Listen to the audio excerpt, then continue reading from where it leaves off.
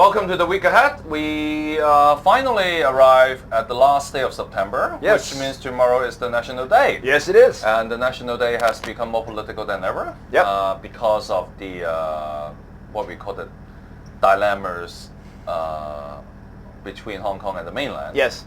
But more importantly, today I would like to spend some time to talk about the tragic accident. Yes, the Lamma Island ferry disaster. Yeah, right outside of Lamma Island. It was 3 years ago already. Yeah, and 2012. We still see a lot of people coming out and criticize the government of not able to read the full report because a lot of the content, especially the names of the Marine Department's officials, staff, examiners, has been redacted. That's the key word. Yeah, so you look at the document. Yeah, it's redacted. You look at. So apparently the families involved, they're going to be meeting with the Justice Department today.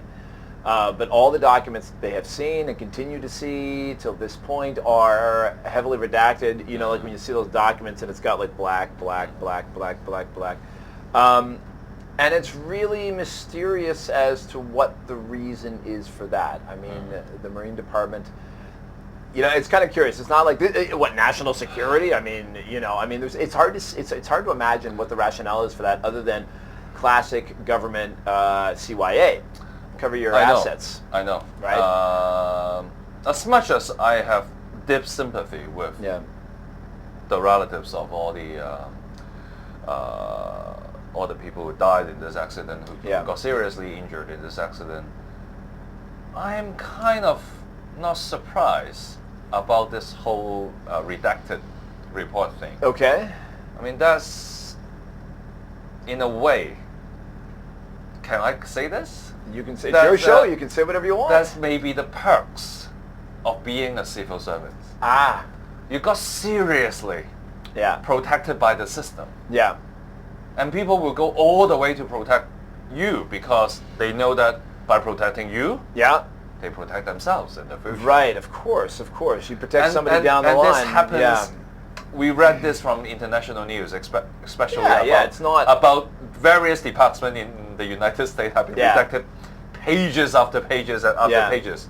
And they can claim it's of national importance. They claim whatever excuses they have. Yes. So I'm not surprised. I'm very saddened. Yeah. But I'm not surprised. This is obviously, if the Marine Department is going to protect someone, they will use all their might to just try to redact the report. Yeah. It's a very, very tough battle. And that can't, I imagine being one of those families, and if you were there and, on the boat when people went down and you lost your loved ones, and to not have that sense of closure that I imagine because you're fighting against the government in court. You are not fighting against, let's say, another company or individuals. It almost makes you wonder why they don't just whitewash the report and then release a whitewashed report, because then I guess you could see that it was whitewashed pretty evidently. Of course, the government will... So they can't do that. The government will definitely say that because it's in the criminal prosecution process, so they have to do this and that and all that. But to me, I mean, psychologically, it's too much of a burden. The Secretary of Justice will be meeting the relatives tonight. Yeah. But I don't think that will be much. Not much in the way of satisfaction for them. Yeah. No. Well, that said, there are two issues we need to talk about. Okay. We talked about Ray Wang yesterday. Well, briefly mentioned, yes. So, I did want to mention this because we can also look ahead to tomorrow morning. Tomorrow we've got the National Day celebrations, and in the morning, we'll talk about that now because it's, it'll be too late by the time we get to tomorrow's show up. There'll be the flag raising. And a year ago, at the flag raising, Ray Wang, who went on to become the founder of Hong Kong Indigenous, one of the localist groups, he was one of the people holding up a sign in front of protesters at that event saying, don't storm the event. Occupy was in its early days, after the seizing of Harcourt Road, and he was saying, let's not go violent, let's not go over the top. And, we did an interview with him at Harbour Times, and he came and he said, you know what? That was wrong. We should have stormed it. We should have, gone over the top. We should have pressed the issue right there and then. And so he's saying that, since then, when he thinks back to that, he has become a convert to more radical protest. And that was part of it, was that his experience there made him think, you know what, I made a mistake. I really shouldn't have been a moderate voice at that time. And it's just another indication of the way things are going. I don't understand. I don't understand. I mean, I don't understand. I really, really don't understand. If they don't care so much about the mainland, yeah, they should not care about the flag raising. Yeah.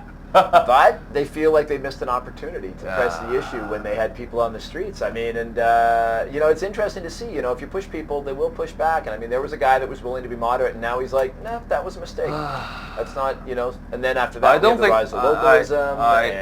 Seriously, I don't think this is a solution at all. Now, there's an interview earlier this week by Long Hair. Okay. Legislator Wang. Okay. Yeah, we know. He said, how come the localists cannot become as courageous and as forceful as him? No, as they wish. Okay. As they wish. Well. So I don't know, because even for him, he is saying that you guys are not strong enough. Yeah. You guys are not fierce enough.